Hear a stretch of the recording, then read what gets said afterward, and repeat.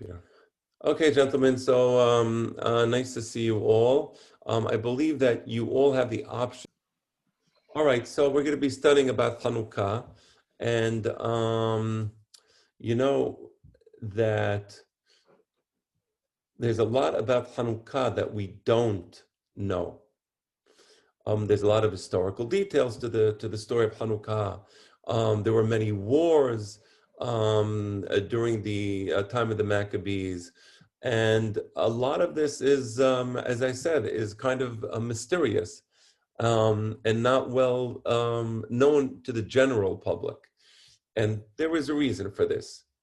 For example, we know a lot about the holiday of Purim. And the reason we know a lot about the holiday of Purim is because the story of Purim, written in Megillat Esther, became part of the Tanakh, became, as I like to say in the academic circles, it became canonized. So it became part of the Tanakh. And not only became part of the Tanakh, but the Hachamim established that you must read the Megillat Esther twice every year. So because of that, we have the text. The text records a story, and we read the text, and we know the story. So Purim is very well known. Hanukkah, on the other hand, is recorded in a text. It's recorded in the book of Maccabees. But unlike Megillat Esther, which became part of the Tanakh, the book of Maccabees, for whatever reason, did not become part of the Tanakh. It wasn't included in the Bible. So very few people are familiar with the actual stories, and certainly with the details of the stories and the various wars that took place. So I want to do something. I want to relate to you, literally in a minute or less, what the book of Maccabees says. Maccabees 1 and Maccabees 2. And I want you to pay attention to what I'm saying and tell me what's missing from the story. Okay, you ready? So here goes. Let's start with Maccabees. Let's start with Maccabees 1. Maccabees 1 describes the story of how a demagogue called Antiochus Epiphanes, we will talk a little more about who Antiochus Epiphanes was, but for now, just for purposes of summarizing the book of Maccabees 1, he took over Judea, he took over Israel, he took over Yerushalayim, he took over all the adjoining cities around Yerushalayim, and he outlawed the practice of the Jewish law. He not only outlawed the practice of the Jewish law, but he forced people to commit acts which were absolutely forbidden according to Jewish law, including the sacrifice of kosher, impure meat on altars that he would bring to Avodah Zarah.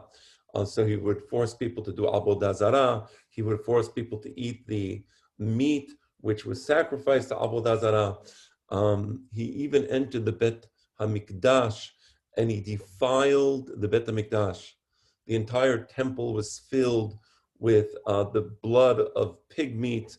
The place became Shalom Neda, absolutely intolerable. He put there a statue of Zeus, and the book of Maccabees tells us that there was a group of Kohanim from the city of Modi'in, and this group of Kohanim, the father was Mattatya, he had 5 sons.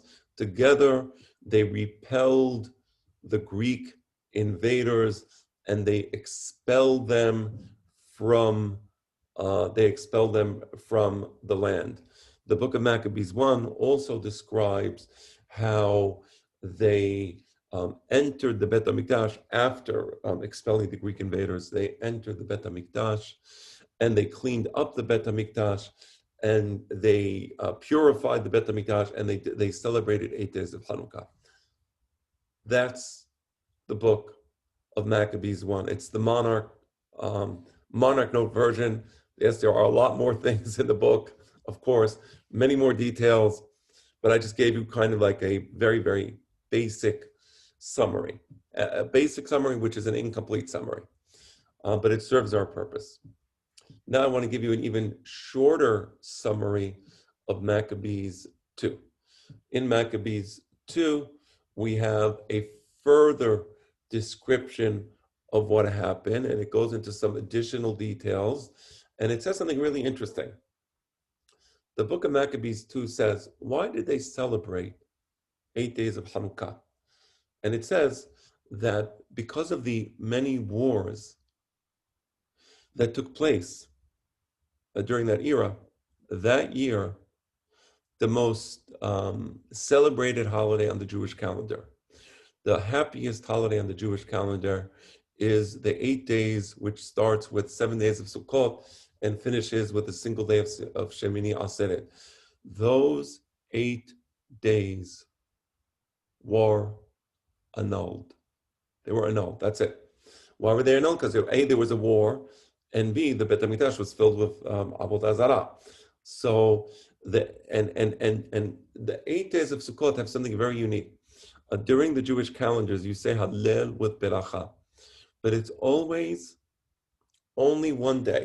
Only one day you have Hallel with Beracha, either Pesach or Shavuot, right? So you say Hallel with Beracha. The only case where you would have more than one consecutive day saying Hallel with Beracha would be the 8 days of Sukkot, where you say for 8 straight days in a row, you say the full Hallel with the Beracha. Okay, so the book of Maccabees 2 relates that because we lost out on that celebration, when the Maccabees took over the Bet HaMikdash, they instituted a celebration of 8 days. And during these 8 days, we say Hallel with Beracha. That's to compensate for the 8 days that were lost from Sukkot and Shemini Aseret. That's more or less the book of Maccabees 2. So I'm presuming and I'm under the assumption that you all were paying attention. So now here's my question. What's missing from the story?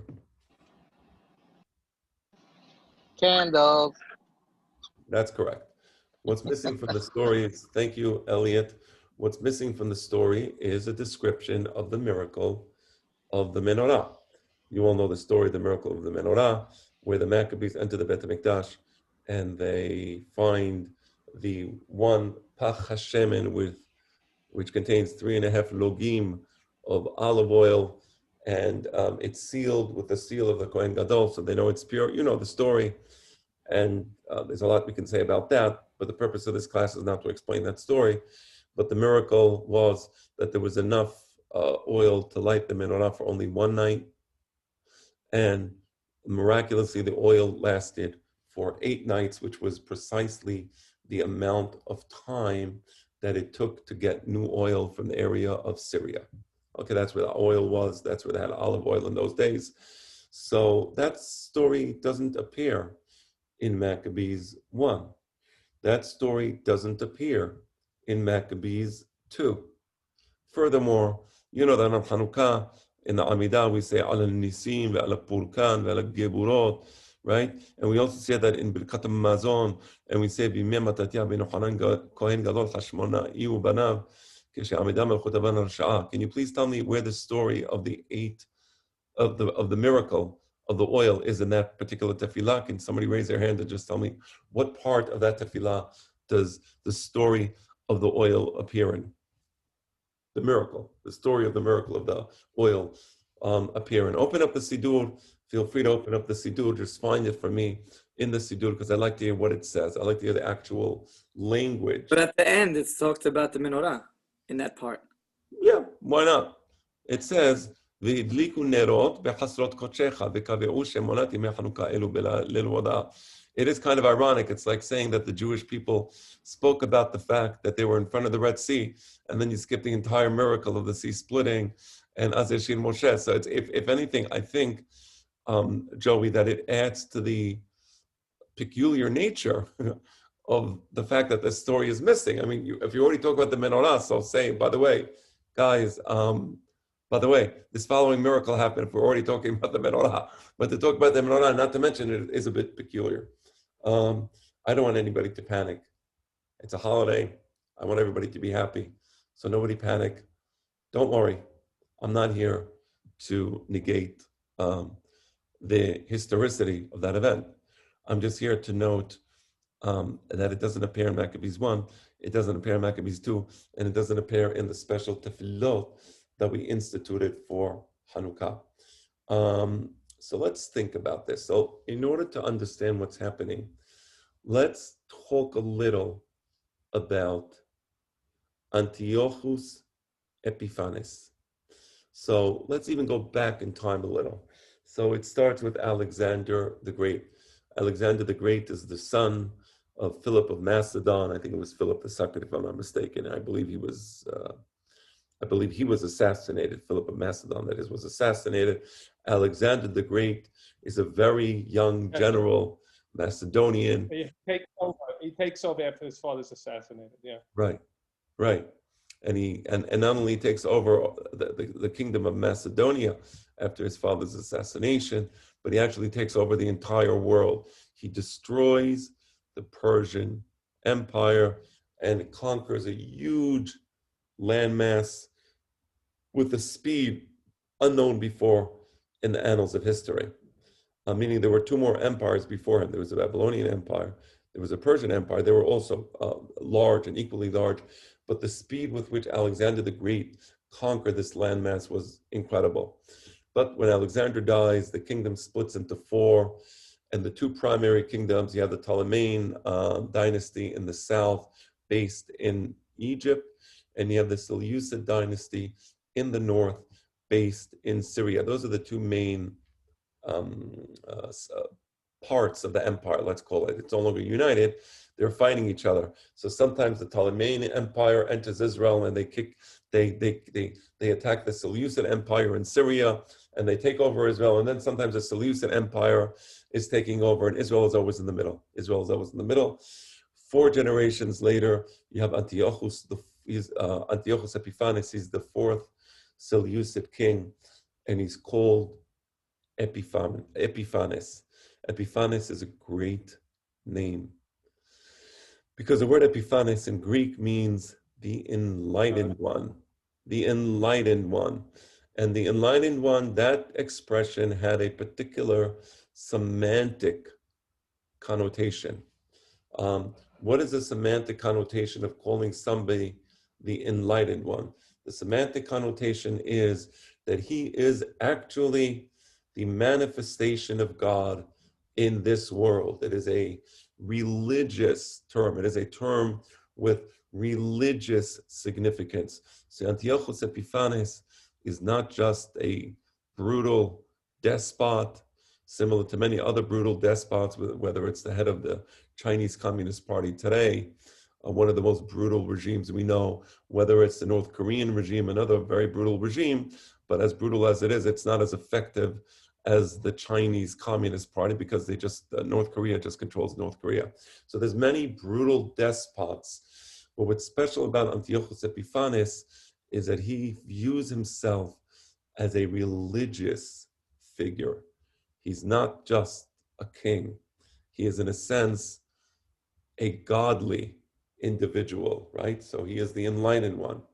And you know that this isn't unusual for despots to view themselves as religious figures.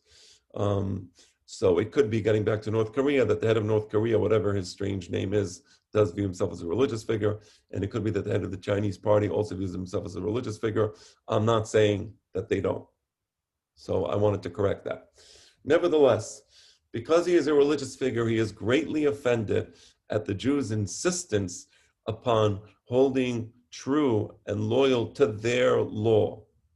He doesn't like the fact that the Jews are loyal to their laws, namely the laws of the Torah, when he, Antiochus Epiphanes, is himself a god and a despot, and they should be loyal to his laws and to his rules. It's almost like less of a religious issue and more of a political issue. Why are you not submitting yourself to my authority? And the guy goes crazy and he outlaws religious observance. He closes down synagogues and churches. I'm sorry, that was a mistake. I meant to say that he outlawed religion in Israel. So he outlaws religion in Israel. Religion becomes a taboo. If you're pro-religion, that's a bad thing, and everybody knows that religion is no good. He was very modern, very modern. So Antiochus Epiphanes, he not only outlaws religion, but anybody practicing religion is brutally killed. The worst part of the story is that many Jews, they joined the Greeks. Many Jews, they agree with the Greeks. Jews that talk about tikkun olam, I'm sorry, again, I'm diverting. Jews that they were mityavnim, they outlaw, they agree with the Greeks outlawing the Jewish religion, and they say, why are you so stubborn? Can't you be enlightened like the rest of us Jews and walk around naked in the Olympic Games, just like the monkeys do in the jungle? We will do this in the Olympic Games. That is modernity. That is true modernity, is to look like a beast in the jungle. And the Jews, the left-wing Jews that talk about tikkun olam, don't understand why the other Jews won't join them, and they're angry at that. So what do? They snitch on them. And if there are Jews that are practicing religion, they're the ones who tell the Greek army, go to that cave. There are Jews who are Shomer Shabbat. You can burn them alive right now. And that's what the Greeks would do. They would burn them alive. So it was a terrible story, and it was a terrible time to be a Jew in the sense that it was incredibly unpleasant. It was incredibly unpleasant. So what happened? Things looked very bleak. It looked bleak because that's it. You know, people were not practicing Judaism publicly. The left-wing Jews, the mityavnim, as they were called, the ones who joined the Greek forces, they were practicing their Greek pagan religion openly. And the Greeks took over the Bet HaMikdash. The Greeks were going from city to city, forcing people to do Avodah Zarah. And it was very bleak. It looked like, you know, it was over. And so it looked, but it wasn't over. So what happened is that Mattatya and his sons, they start a revolution against the Greek Empire. And they kick the Greeks off from the land of Israel. And I want you to think about that for a moment, okay? Because we know that the miracle... How many soldiers, sorry, Rabbi, how many soldiers were there compared to think Greeks? think about the fact that the Greek Empire controlled all of the nations in that part of the world. All of the nations in that part of the world had to send people to the Greek army. All of the most modern weapons, all of the best military. So it was hundreds of thousands of soldiers, hundreds of thousands, and an endless stream of people to join the soldiers that were killed in the war. And that's how there were many wars, by the way. There were many wars in Hanukkah because the Greeks just kept sending more and more soldiers, right? They had an endless supply of soldiers. So let's understand that the miracle of the oil took place, meaning when they entered the Bet HaMikdash, yes, they entered the Bet HaMikdash, and indeed, they found that oil that was only enough for one night, and it lit for 8 nights. But here's the thing. If you're a Jew living in Eretz Yisrael, that miracle is almost marginal compared to the real miracle. The real miracle was that the Greek Empire took over Israel, forced many of the Jews to join them, and the Jews who still believed in the Torah were hiding and fearing for their lives, and we had no army with which to repel them. And somehow, with God's help, of course, we were able to mobilize an army that was able to destroy the Greek Empire. And suddenly Jews were able to put on tefillin in public. Jews were able to do berit milah publicly. Jews were able to be shomer Shabbat. Whereas before, if you wanted to be shomer Shabbat in the land of Israel, you were literally risking being burnt alive. This incredible turn of events happens. So let me ask you a question. If you live in Israel and you suddenly have this incredible turn of events, miraculous, beyond description, what are you thinking about? You're thinking about the fact that in the Bet HaMikdash, they had enough oil for 8 nights? No, You're not.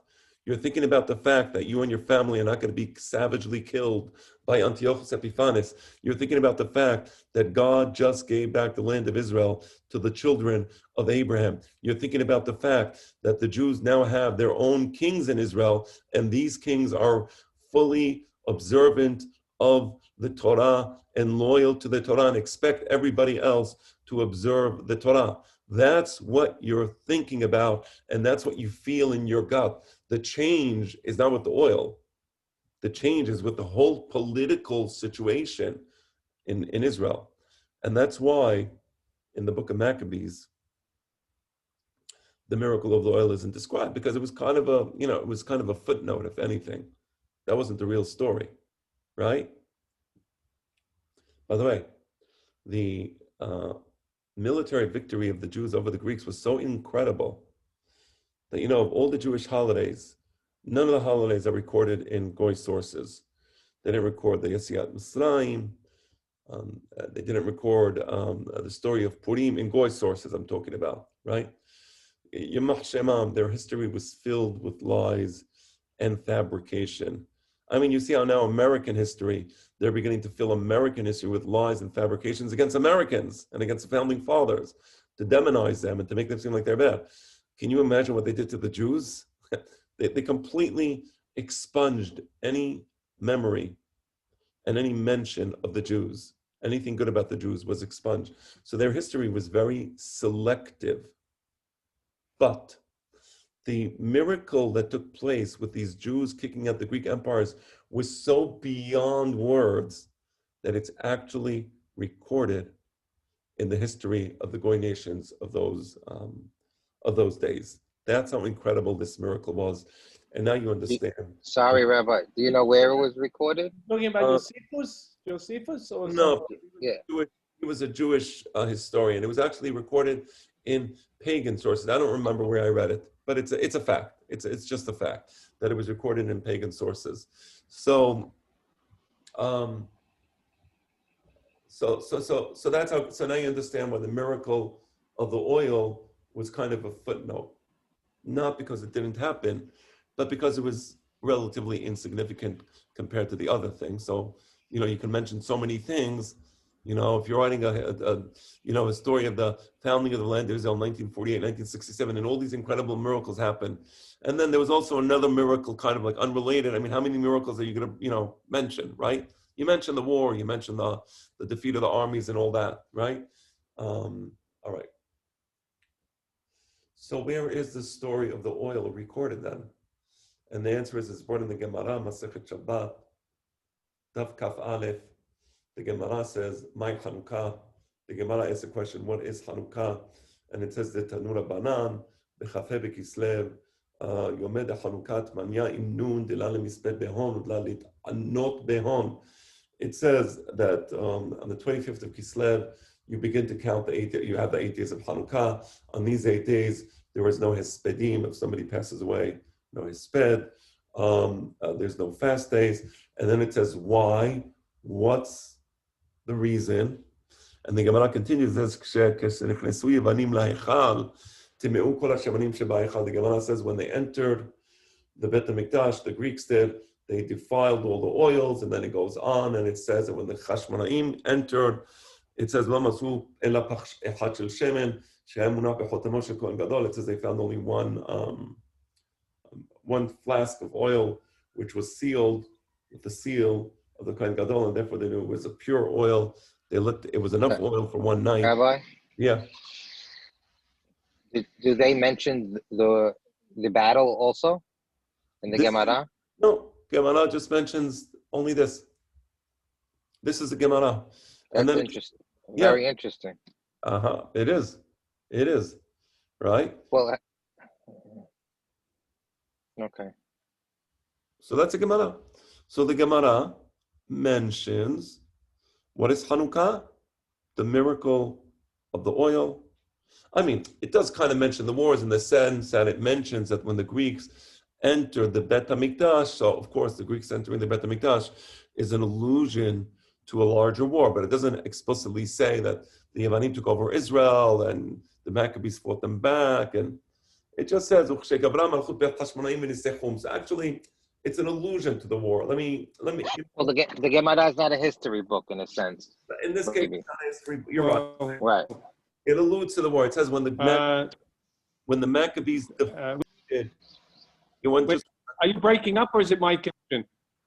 Am I breaking up, or guys? Is anybody else? No, you're good. No, You're you're good. fine. Okay, I'm good. Okay. You're good on my side. Okay, good. So it must be you, Nathan. It must be your internet connection. So, so the Gemara does, meaning the story of the Gemara is obviously happening within the context of the war, and then the Gemara actually says, when the Chashmonaim, let me let him back in. When the Chashmonaim defeated the Greeks, so it's alluding to the war in a sense. Okay, it's alluding to the war. Nevertheless, that's the miracle of the oil. Okay, so now I want to point out to you, and you already noticed it, that there is a dissonance between the account of the Gemara, which emphasizes, doesn't reject. And by the way, there are some scholars who say it's two stories of Hanukkah. No, it's not two stories of Hanukkah.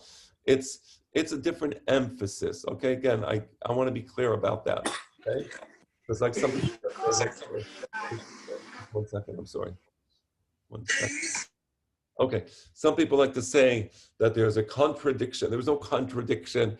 The Gemara is obviously talking about something that took place in a war, and it's not contradictory. And actually, there's a lot more connections, but it doesn't matter. So let me understand what happened. No early source for the oil miracle. Well, the Gemara is quoting Megillat Ta'anit. So while the Gemara was written in the Amoraic period in Bavel, but this particular Baraita is quoting a much older text, an ancient text from the days of Beit Sheni. So this text is Megillat Ta'anit, is an ancient text. Okay? So, okay, but good point, nevertheless. Good point.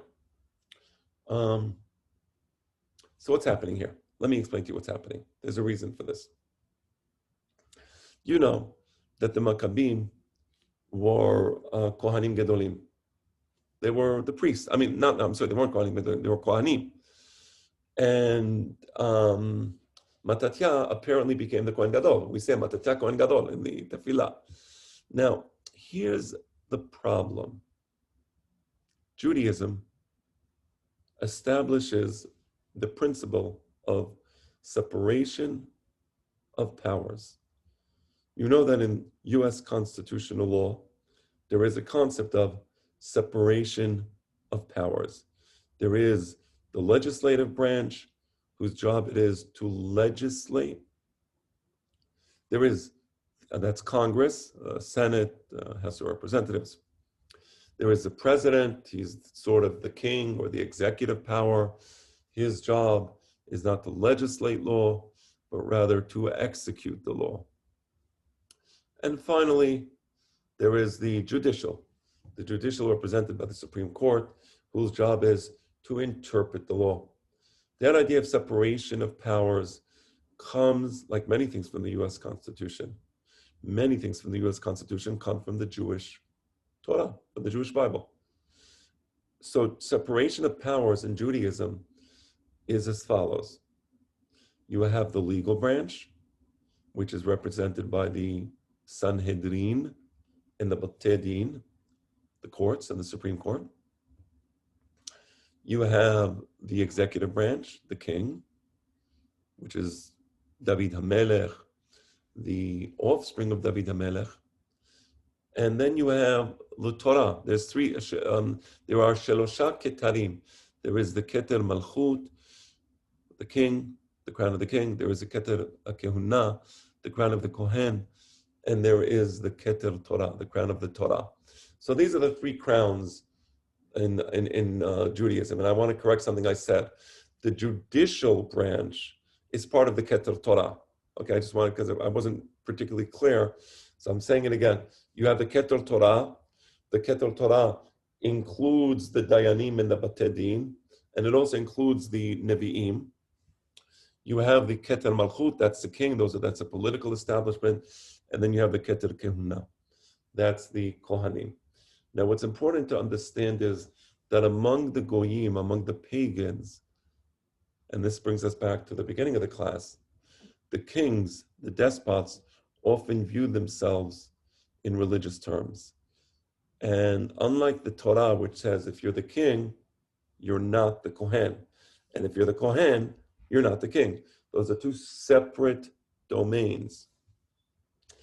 In pagan thinking, on the contrary, oftentimes the Kohen was also the king.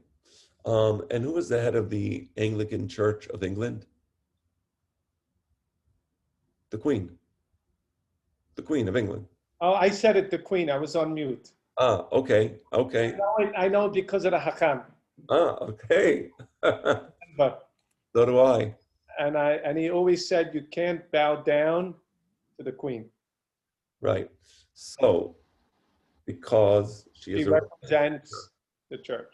because she is a Church, right. religious figure. So, Curtsy. Right.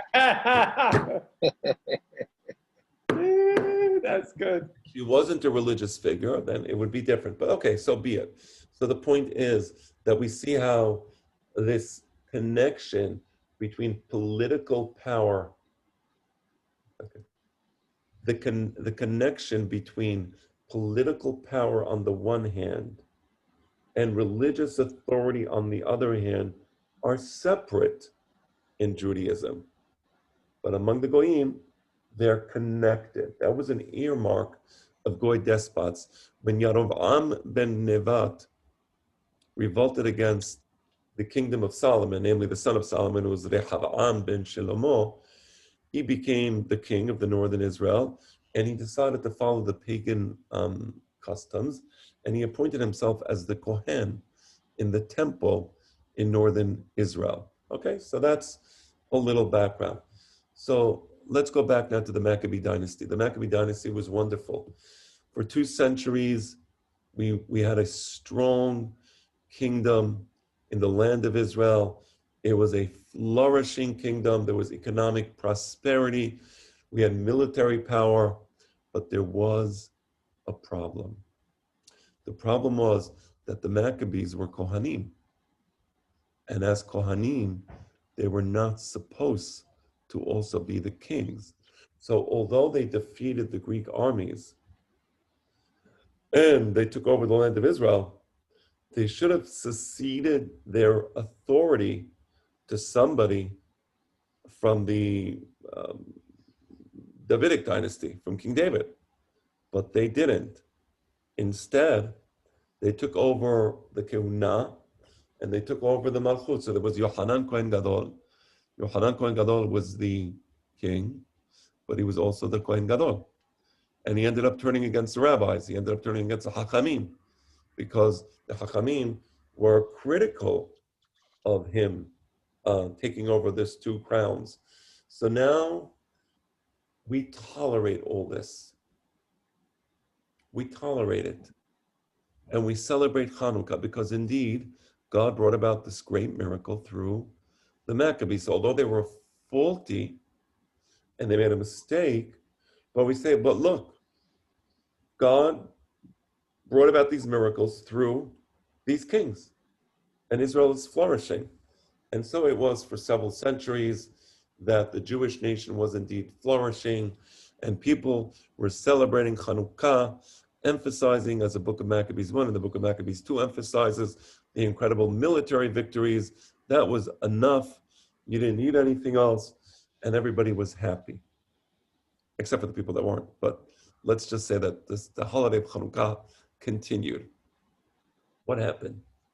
In the year 68, in the Common Era, I believe it was during the days of Pompey, the Romans finally defeat the Jewish nation in Judea. They destroy Jerusalem. They destroy the Beit HaMikdash. It is one of the worst massacres in Jewish history. I believe that I'm not mistaken if I tell you that 90% of the Jewish population in Judea. I recall the Hakam saying that Okay. 25 years ago. So al pi shenaim edim yakum davar. Yeah. So 90% of the Jewish population in Judea were killed by the Romans. That's incredible. I mean, that's like unheard of. Right. So here's what took place because of that. Let me relate to you a Gemara in Masechet Rosh Hashanah Daf Yotchet. Can I just ask one question? Because maybe I missed one point. So they took over the Keter Keuna and the Keter Malchut. And where is the lighting of the candles at this time? Where is it in the... So again, it's recorded in Megillat Ta'anit. It's recorded in Megillat Ta'anit. But that's it. It wasn't overly emphasized. You know how many miracles happen in Israel all the time? But sorry, Rabbi, the next year, did they light candles the next year after the battle? Well, that's a great question. We know that apparently the laws of Hanukkah came later. They were instituted by the Chachamim at a later time. And I think now you're going to understand what happened. I think now you're going to understand it. Oh, they probably wanted to. So let me tell you what the Gemara in Masechet Rosh Hashanah says, because I see we're approaching 9:30. We have 5 minutes. So let me tell you what the Gemara in Masechet Rosh Hashanah says.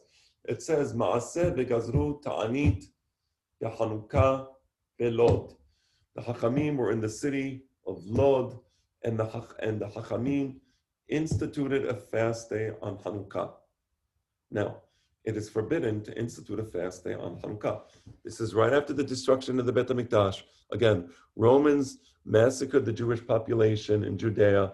The Beit HaMikdash is destroyed. The Jewish nation is destroyed. Judea becomes a province of the Romans, and the Jews are in a terrible situation. So there's some Hachamim in Lod. Lod became a place where the Hachamim went, and they decide to institute a fast day. What day do they institute? What day do they choose for the fast day? Hanukkah. But as you know, you're not supposed to fast on Hanukkah. So what these Hachamim are saying is, Hanukkah is over. And it makes sense. Because you're telling me that the Maccabees destroyed the Greek armies and they established the kingdom of Israel. But I'm telling you that the Maccabees blew it. And they blew it so badly because they insisted upon taking over the Keter Melucha, the crown of royalty, when they should have only had the Keter Kehuna, the crown of priesthood. They blew it. And because they blew it, the Romans came into Israel and destroyed the Jewish nation. And now we are instituting a fast on the day of Hanukkah to indicate that the celebration of Hanukkah is hereby annulled. That's the Gemara Masechet Rosh Hashanah Daf Yotchet. I'm elaborating upon it. I'm explaining the meaning of what took place. Rabbi Eliezer ben Horkanus and Rabbi Yoshua ben Hananiah, two of the greatest Tanaim, Talmidim of Rabban Yochanan ben Zakkai, they see this and they object, they protest. What does Rabbi Eliezer do? In an act of protest, he goes and he washes himself, probably in a bathhouse. You don't do that on a fast day. So he's telling them, I don't recognize your fast. What does Rabbi Yoshua ben Hananiah do? He goes and he gets a haircut. You don't get a haircut on a fast day. So he's again telling them, I don't recognize your fast. And Rabbi Yoshua ben Hananiah and Rabbi Eliezer ben Horkanus, they go to these Hachamim who wanted to institute this fast day, and they tell them, you now need to make a second fast. You need to make a second fast as kaparat avonot for the fact that you fasted on Hanukkah. You should not have fasted on Hanukkah. Now it's time for you to make a second fast to abrogate or to expiate for the sin of having fasted on Hanukkah. Meaning they completely disagreed with what was happening. This movement to try to eradicate Hanukkah was pushed back. And why is that? And the answer is as follows. The purpose of establishing the Malchut of the Hashmonaim was so the Jewish people can continue to observe the Torah and the mitzvot. And the ikar is the ability of the Jewish people to observe the Torah and the mitzvot. And the greatest metaphor for that is the menorah in the Bet HaMikdash. The menorah in the Bet HaMikdash represents the light that comes from the Jewish nation, which spreads outside the Bet HaMikdash into Yerushalayim, and from Yerushalayim to the rest of Israel. That light represents the light of the Torah, the light of wisdom, the light of learning. And as long as the Jewish people are learning Torah and studying Torah, the political events around them are less significant. Meaning, we want to have a strong kingdom, not as an end in itself, but because we want to be able to study the Torah and fulfill the Torah, and certainly a strong kingdom helps. But the kingdom is not the ikar. The kingdom is not the main point. The main point is the study of the Torah and the fulfillment of the mitzvot. So the metaphor of the menorah in the Bet HaMikdash shining when there was no more oil is a perfect metaphor for the Jewish nation continuing the light of the Torah even when the Jews are oppressed to a point where you say, wait, hold on. How can they possibly continue? There's not enough. There's not enough here there's not enough here to shine further knowledge. There's not enough here to spread the wisdom further. It's all going to be over soon. The wisdom is ending. The lesson that the Chachamim, Rabbi Yehoshua and Rabbi Eliezer are teaching is that things can be terribly oppressive at the political level. And yet, the Chachamim always succeeded in passing on the wisdom of the Torah further down. We now have 200 years with the Torah shone like the rising sun. But it will continue to shine, because even when you only have a little amount of oil and it looks like it's over, it's never over. Hashem will always allow the Chachamim to continue to transmit the Torah.